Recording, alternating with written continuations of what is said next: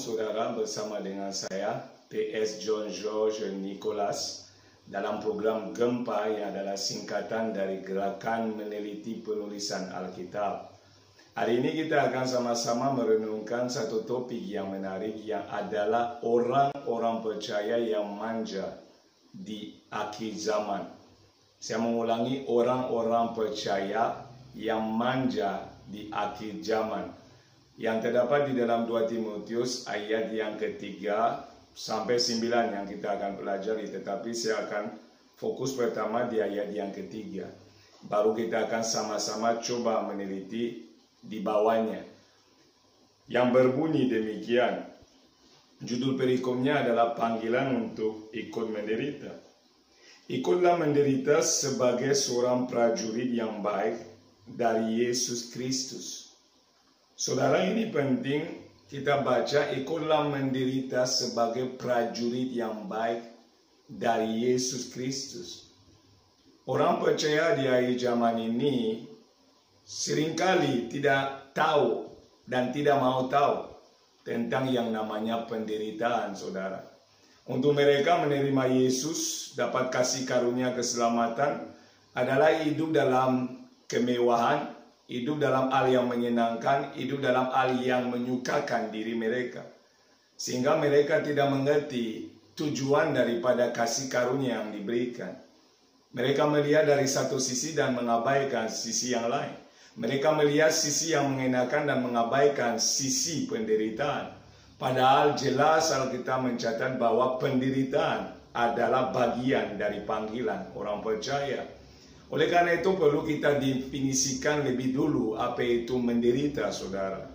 Menderita dalam Kamus Besar Bahasa Indonesia disebut adalah menanggung sesuatu yang tidak menyenangkan. Itulah menderita, menanggung sesuatu yang tidak menyenangkan.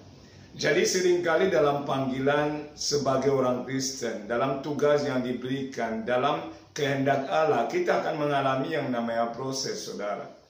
Sehingga dalam proses ini tidak bisa dan tidak mungkin tanpa yang namanya penderitaan. Kenapa? Penderitaan bukan sekedar disiksa, tetapi tadi definisinya berkata menanggung sesuatu yang tidak menyenangkan. Banyak hal yang tidak menyenangkan. Kadang-kadang orang berbicara aja kepada kita tidak menyenangkan kata-kata itu. Suatu kondisi dan situasi kadang-kadang membuat kita tidak enak, tidak menyenangkan bagi kita. Tetapi kalau kita tidak mengerti bahwa itu adalah bagian daripada panggilan orang percaya di dalam Kristus Yesus, banyak orang percaya mulai mengeluh dan mengeluh. Kenapa, saudara? Mereka tidak mengerti panggilan mereka sesungguhnya. Mereka hanya melihat panggilan itu separuh, sebagian. Mereka melihat dari sisi yang enak bagi mereka, bagi daging mereka, bagi pikiran mereka, bagi apapun yang mereka inginkan. Tetapi kita akan lihat sifat-sifat orang percaya yang sesungguhnya yang seperti Alkitab katakan. Sekarang saya kasih ciri orang percaya yang seturut dengan firman, yang dipanggil untuk ikut menderita sesuai ayat 3 tadi. Yang pertama yang dikatakan, kita coba lihat di ayat 4. Di sini kita lihat, seorang prajurit yang sedang berjuang tidak memusingkan dirinya dengan soal-soal penghidupannya, supaya dengan demikian ia berkenan kepada komandannya. Perhatikan baik-baik, ayat 3 berkata bahwa kita adalah prajurit Yesus Kristus. Sehingga sebagai prajurit kita harus ikut menderita di dalam panggilan itu.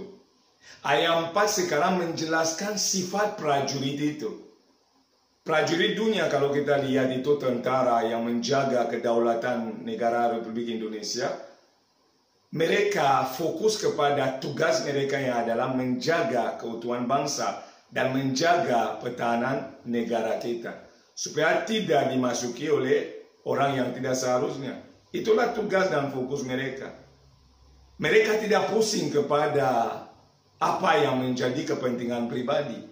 Kenapa? Tugas mereka adalah mencapai apa yang negara tetapkan bagi mereka. Dalam hal ini komandan mereka, panglima tertinggi negara adalah presiden. Sehingga presiden memberi arahan, mereka harus mengikuti arahan itu. Yang penting senangkan pribadi yang memberi perintah. Bawahan menyenangkan atasannya. Dalam hal ini saudara, kita disebut prajurit Kristus, artinya komandan kita adalah Kristus itu. Oleh karena itu fokus orang percaya di akhir zaman ini seharusnya bagaimana kita dapat berkenan kepada komandan kita itu Yesus Kristus. Oleh karena itu kita harus punya sifat prajurit yang bukan memikirkan diri tetapi memikirkan Kristus. Yang bukan memikirkan agenda kita tetapi memikirkan agenda sorga. Yang bukan memikirkan apa yang menyenangkan bagi kita tetapi memikirkan bagaimana menyenangkan Tuhan kita yang adalah Yesus Kristus itu.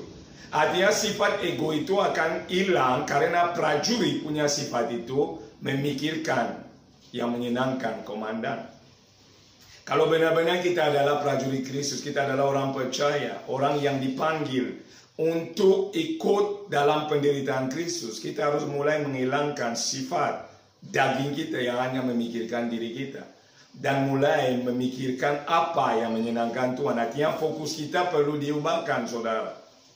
Fokus kita harus difokuskan hanya kepada hal-hal yang menyenangkan Tuhan. Hal-hal yang sesuai apa yang sorga agendakan di bumi kita kerjakan. Oleh karena itu tidak mungkin orang yang memikirkan diri bersifat seperti prajurit. Kenapa orang yang memikirkan diri hanya fokus kepada dirinya sendiri? Makanya ketika apa yang dikehendaki tidak terpenuhi, yang terjadi adalah keluhan. Tapi seorang prajurit tidak mengeluhkan apapun, dia hanya melakukan tugas. Makanya di prajurit kita tahu di tentara, apapun siap komandan, siap komandan. Kenapa? Mereka tahu tugas mereka, mereka tahu tujuan mereka ada. Bagaimana dengan kita saudara? Hari ini kita lihat orang mau hidup enak, bahkan ada yang mengancam Tuhan kalau belum mendapat jawaban dari apa yang mereka harapkan mau pindah agama. Saya mengalami karena saya mengalaminya di lapangan. Orang hari ini mulai mengancam Tuhan. Katanya Tuhan itu jahat. Kalau Tuhan itu baik, kenapa saya alami begini dan begitu? Kalau Tuhan itu ada dan menyertai saya, kenapa saya harus mengalami ini dan itu? Itu adalah orang yang hanya melihat sisi baik dan tidak mengerti panggilan mereka. Maka saudara, kita perlu mengintrospeksi diri kembali. Apakah kita termasuk orang percaya yang manja? Atau kita termasuk orang percaya yang sungguh-sungguh mengetahui tujuan hidup mereka? Oleh karena itu saudara, prajurit ini adalah tugas yang penting. Dan hari ini kita tidak melawan darah dan daging. Roh-roh jahat di udara. Kita melawan pikiran-pikiran yang jahat yang ditabur oleh roh-roh itu. Rencana-rencana jahat iblis terhadap orang percaya, terhadap dunia ini. Tetapi untuk itu saudara harus berperang. Kenapa? Prajurit itu siap berperang. Tidak lari dari peperangan. Dia mempersiapkan diri senantiasa untuk berperang. Maka ada perang atau tidak, prajurit terus melatih dirinya. Maka kadang-kadang kita lihat di jalanan mereka lari siang hari panas-panasan. Apakah menyenangkan? Saya yakin tidak. Kenapa panas? Mereka juga manusia. Mereka malam ketika saudara saya tidur nyenyak, mereka harus jaga perbatasan negara. Mereka mungkin ngantuk tetapi tidak tidur karena harus melakukan tugas mereka. Itu penderitaan. Tidak menyenangkan tetapi mereka lakukan karena sadar akan tugas mereka. Mereka tidak mengeluhkan walaupun tidak menyenangkan. Tetapi hari ini kita lihat orang percaya semuanya adalah orang yang mengeluh dan mengeluh. Hanya virus corona yang hadir sebentar. Sementara orang semua mulai meragukan Tuhan. Semua mulai mengeluh tentang kondisi keadaan. Itu bagian kehidupan saudara. Covid ini ada karena Tuhan pasti mengizinkannya. Sehingga mau tidak mau kita harus menghadapinya saudara.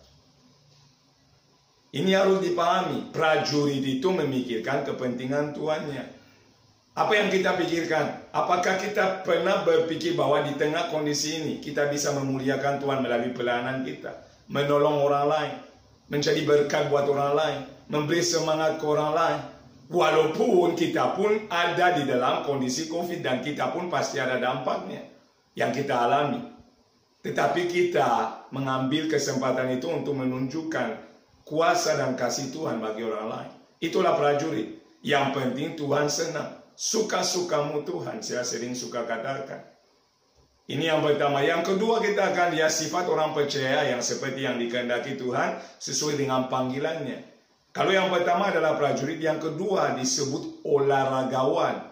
Harus punya sifat olahragawan. Coba kita lihat ayat yang kelima. Seorang olahragawan hanya dapat memperoleh mahkota sebagai juara apabila ia bertanding menurut peraturan-peraturan olahraga. Makanya olahraga ini, karena saya mantan olahragawan di bidang sepak bola, saya tahu. Ada slogannya yang disebut itu fair play. Ya, artinya pertandingan yang adil. Pertandingan adil. Maka di dalam sebuah pertandingan ada yang disebut wasit, saudara. Wasit apa tugasnya? Untuk mengambil keputusan yang adil terhadap dua pihak yang sedang bertanding. Dan kita digambarkan sebagai olahragawan dalam pertandingan kehidupan ini. Karena hidup ini adalah pertandingan. Paulus menyatakannya, aku telah mengakhiri pertandingan yang baik. Hidup kita adalah pertandingan iman. Oleh karena itu dalam pertandingan iman itu, kita harus bertanding dengan adil, saudara. Kita harus melakukan segala sesuatu sesuai aturan. Maka dikatakan dia bisa mendapat medali olahragawan itu kalau dia telah bertanding sesuai aturan. Tidak pakai tipu-tipu. Tidak melanggar aturan. Maka ada orang yang kadang dalam bidang olahraga tertentu pakai obat-obatan doping, ketika ketahuan mereka sudah dapat juara, dicabut. Kenapa? Tidak sesuai aturan. Tidak dalam koridor fair play. Tidak adil. Dan dalam pertandingan iman, dalam penderitaan yang kita alami, kita harus ingat, ada wasit yang tertinggi. Bukan wasit sepak bola, bukan wasit itu voli, bukan wasit itu tenis, bukan wasit apapun. Tetapi wasit di atas segala wasit itu Tuhan. Maka coba kita lihat ayatnya, saudara, itu di dalam Yesaya 2 ayat 3-4. Yesaya 2, 3-4. Dan banyak orang dan banyak suku bangsa akan pergi serta berkata, mari kita naik ke gunung Tuhan, ke rumah Allah Yakob, supaya ia mengajar kita tentang jalan-jalannya, dan supaya kita berjalan menempuhnya. Sebab dari Sion akan keluar pengajaran dan firman Tuhan dari Yerusalem. Ayat 4. Ia akan menjadi hakim antara bangsa-bangsa dan akan menjadi wasit bagi banyak suku bangsa. Maka mereka akan menempuh pedang-pedangnya menjadi mata bajak dan tombak-tombaknya menjadi pisau pemangkas. Bangsa tidak akan lagi mengangkat pedang terhadap bangsa, dan mereka tidak akan lagi belajar perang. Jadi kalau saudara saya perhatikan dengan baik, dikatakan bahwa orang akan datang ke rumah Tuhan, semua orang akan berseru, mari kita ke sana. Kenapa? Orang membutuhkan yang namanya keadilan. Oleh karena butuh keadilan, akan datang di tempat yang maha adil, itu adalah pribadi Tuhan sendiri. Sehingga Tuhan itu disebut bukan sekedar adalah hakim, artinya yang mengambil keputusan terhadap perkara apapun yang ada, yang kita lalui, yang kita jalani, yang kita hadapi penderitaannya. Tetapi pada akhirnya Tuhan adalah wasit yang akan memberi keputusan yang seadil-adilnya. Oleh karena itu, karena kita sadar Tuhan adalah wasit dan kita ada dalam permainan pertandingan iman, kita akan bertanding sesuai dengan koridor-koridor yang telah ditetapkan, sesuai aturan-aturan yang Tuhan telah tetapkan, supaya ketika wasit yang adalah Tuhan mengambil keputusan, kita ditemukan itu telah bertanding dengan benar. Kita telah bertanding dengan aturan yang ditetapkan. Kita benar-benar layak menerima hasil dari apa yang telah kita kerjakan oleh anugerah di dalam Kristus Yesus. Oleh karena itu, saudara, ingat baik-baik, hari ini apapun kondisi yang terjadi, saudara dan saya harus tekun dalam kebenaran. Saudara harus melakukan kebenaran. Saudara harus tetap melakukan segala sesuatu dengan ketaatan yang mutlak terhadap firman. Oleh karena Tuhan yang adalah wasit, Tuhan yang adalah Maha Adil, akan memberi keputusan yang membela saudara pada akhirnya. Karena penderitaan tidak selamanya ada. Kita olahragawan yang harus mencapai garis akhir. Kenapa sebuah pertandingan tidak bisa dimainkan seperti sepak bola hanya 15 menit? Seorang yang bertanding dalam pertandingan sepak bola harus bertanding sampai 90 menit penuh. Sampai wasit meniup peluit yang terakhir. Baru hasilnya ditetapkan siapa yang menang, siapa yang kalah. Oleh karena itu saudara, saya harus memperhatikan bahwa sebagai olahragawan, sifat kita dalam pertandingan iman harus hidup sesuai dengan aturan. Mengikuti aturan yang ditetapkan oleh Tuhan. Dan bukan mengeluh sini dan sana. Kenapa? Bagian kita adalah penderitaan itu. Sekarang kita lihat ciri yang ketiga. Kalau yang pertama prajurit, yang kedua olahragawan, yang ketiga diambil petani. Coba kita lihat di 2 Timotius tadi. Petani yang diambil di situ. 2 Timotius 2 ayat yang ke-6. Seorang petani yang bekerja keras haruslah yang pertama menikmati hasil usahanya. Jadi yang ketiga adalah petani. Dikatakan dia bekerja keras. Bekerja keras itu sesuatu yang melelahkan. Yang memerlukan yang nama tenaga. Sehingga pasti tidak menyenangkan. Petani jalan ke kebun setiap hari. Dia tanam benih. Dia harus datang untuk menyiramkan benih setiap hari. Artinya dia perlu tenaga ekstra. Hasilnya belum ada, tetapi dia harus tekun melakukannya terus menerus. Kenapa? Dia punya keyakinan, dia punya harapan bahwa apa yang dia tanam akan menghasilkan sesuatu. Tetapi dia harus bekerja keras lebih dulu sebelum dia panenkan sesuatu. Maaf. Dia harus terus menerus berusaha. Itu bicara ketekunan. Itu bicara kesabaran. Maka kalau sudah mengalami sesuatu yang tidak enak, saudara harus belajar sabar. Sabar itu adalah buah roh. Tidak mengeluh, karena mengeluh tidak pernah mengubah sebuah keadaan. Tetapi saudara yang sadar bahwa itu adalah bagian kehidupan kita, itu adalah proses yang kita harus hadapi. Seperti petani, saudara akan tetap melakukan bagian saudara terus menerus dengan sabar, dengan tekun, dengan keyakinan. Sehingga pada endingnya saudara pasti akan menikmati hasil dari proses yang saudara telah lalui bersama dengan Tuhan. Karena saudara dan saya ingat baik-baik, kita tidak pernah sendirian. Tuhan yang adalah Immanuel selalu beserta kita. Dia tidak membiarkan kita seperti yatim piatu. Tidak. Dia katakan, aku menyertai engkau senantiasa. Maka saudara, kita harus memahami dalam tugas yang Tuhan percayakan dan berikan.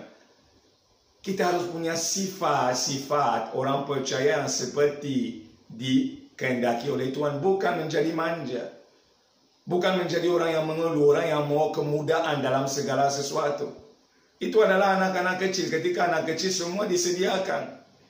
Tidak ada dia nangis. Tetapi orang yang mulai dewasa tahu dia perlu kerja keras untuk makan. Dia tahu dia perlu pergi melakukan sesuatu untuk bisa menjadi seseorang. Dia perlu sekolah, dia perlu kuliah, dia perlu melamar pekerjaan, dia perlu menghadapi badai dan hujan seperti petani. Kadang-kadang hujan turun, kadang-kadang panas turun. Semua musim dia hadapi. Tetapi karena kesabaran, ketekunan dan keyakinan, pengharapan yang pasti, dia tetap melakukannya dengan penuh kegairahan. Karena dia tahu pasti pada akhirnya ada hasil yang akan dia terima dan nikmati. Inilah yang Tuhan kehendaki bagi kita. Maka kita lihat ayat yang ke-7 dan 8.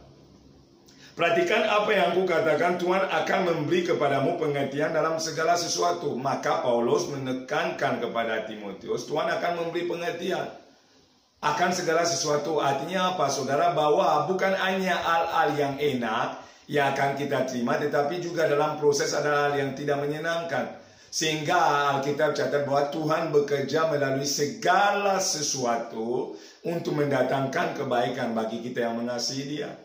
Segala sesuatu artinya hal yang menurut kita enak dan tidak enak, yang menyenangkan dan tidak, sesuai dengan mata atau perasaan kita. Tetap Tuhan bekerja melalui segala proses. Dan kita lihat contoh, Yesus sendiri telah mengalaminya. Murid-murid telah mengalami penderitaan. Kenapa? Mereka memahami prosesnya dan penderitaan mereka tidak sebanding dengan penderitaan kita. Mereka lebih jauh menderita. Hari ini kita enak hidup, saudara. Mereka alami tantangan demi tantangan, terancam nyawa mereka. Mereka dibunuh demi panggilan ilahi itu yang adalah memberitakan tentang Yesus. Tetapi mereka bertahan. Kenapa? Mereka punya 3 sifat ini. Mereka tahu kondisi mereka sebagai prajurit. Mereka tahu mereka adalah olahragawan yang bertanding dengan benar sampai akhir. Mereka punya sifat petani yang tekun, sabar, dan penuh keyakinan menantikan hasil. Maka ayat 8 katakan, ingatlah ini, Yesus Kristus yang telah bangkit dari antara orang mati, yang telah dilahirkan sebagai keturunan Daud.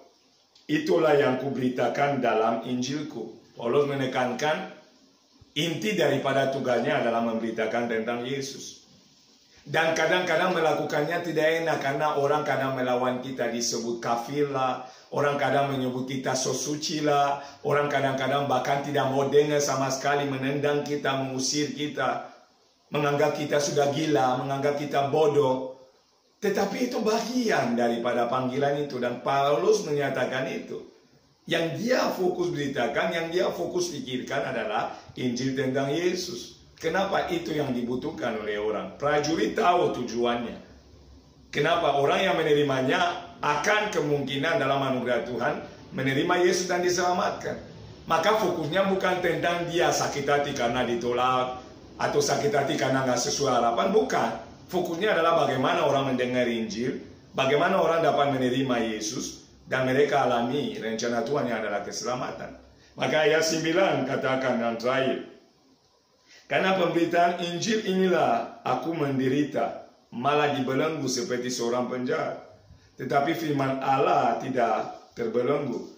Dia katakan karena Injil itu dia dianggap sebagai penjahat. Dia dibelenggu, dipenjarakan. Bahkan akhirnya mati juga karena Injil itu. Semua murid Yesus, semua pengikut Kristus di zaman dulu mati, dibunuh, disiksa karena Injil itu. Mereka tidak mengeluh, justru mereka memberi tulisan yang memberi pengharapan kepada kita, yang menguatkan kita, supaya kita hari ini jangan menjadi orang-orang percaya yang manja. Jangan jadi orang percaya yang sedikit-sedikit mengeluh. Padahal yang kita alami belum seberapa, saudara. Ini belum seberapa. Maka coba kita lihat itu, saudara. 1 Petrus 2, 19 sampai 21. 1 Petrus 2, 19 sampai 21 yang berbunyi. 1 Petrus 2, 19 dan 20.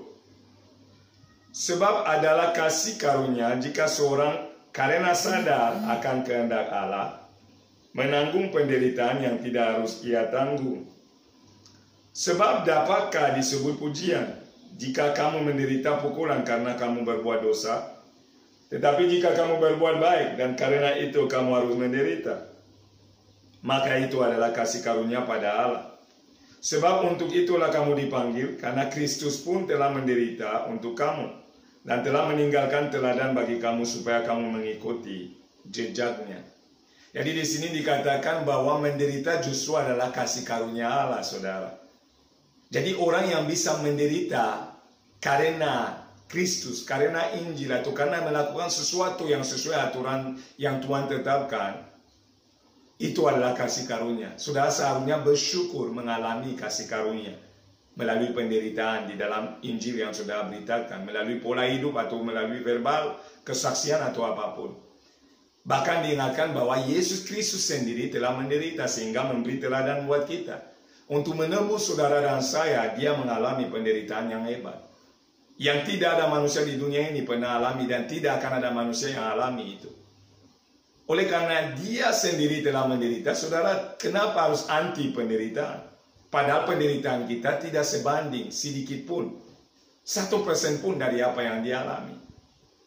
Oleh karena itu Filipi 4 ayat 13 berkata, segala perkara dapat kutanggung di dalam dia yang memberi kepadaku kekuatan. Artinya apa? Tuhan tahu akan kita alami penderitaan. Tuhan tahu penderitaan adalah bagian daripada hidup orang percaya dalam panggilan mereka. Sehingga dia katakan segala perkara pasti kita akan dapat tanggung. Kita akan dimampukan oleh Dia, Tuhan, yang memberi kekuatan kepada kita. Bukan oleh kekuatan kita, oleh kekuatan Allah, oleh Roh Allah, kita pasti dapat menanggung penderitaan itu. Kalau kita memahaminya, kenapa saudara dan saya menjadi manja? Kenapa harus mengeluh? Kenapa harus jadi cengeng? Coba lihat tokoh-tokoh yang ada di Alkitab. Tokoh iman yang luar biasa. Yohanes Pembaptis hanya karena memberitakan tentang Yesus, dia harus dipenggal kepalanya. Karena dia menyatakan hiduplah benar. Herodes, hiduplah benar dalam kebenaran. Nyawanya terancam, kepalanya dipotong, ditaruh di piring. Bayangkan. Tetapi dia menyelesaikan pertandingannya dengan benar. Dia menang. Semua tokoh yang lain, Petrus, Paulus, Yohanes, semuanya mati-mati dibunuh. Hanya demi satu tugas penginjilan. Mereka tidak mengeluh, justru Paulus dalam penjara memberi semangat kepada orang yang di luar.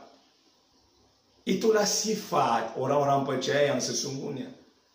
Bukan sifat orang percaya abal-abal, bukan sifat orang percaya yang manja, bukan sifat orang percaya yang hanya lihat keinginan mereka, yang hanya mau disenangkan, memenuhi keinginan daging. Padahal kitab catat bahwa keinginan daging adalah berlawanan dengan keinginan roh. Orang yang terus-menerus memelihara daging tidak mungkin hidup oleh roh. Memusuhi roh itu. Tetapi hari ini kita lihat semua orang percaya, bukan semua tetapi hampir kebanyakan mau hidupnya santai, hidupnya enak.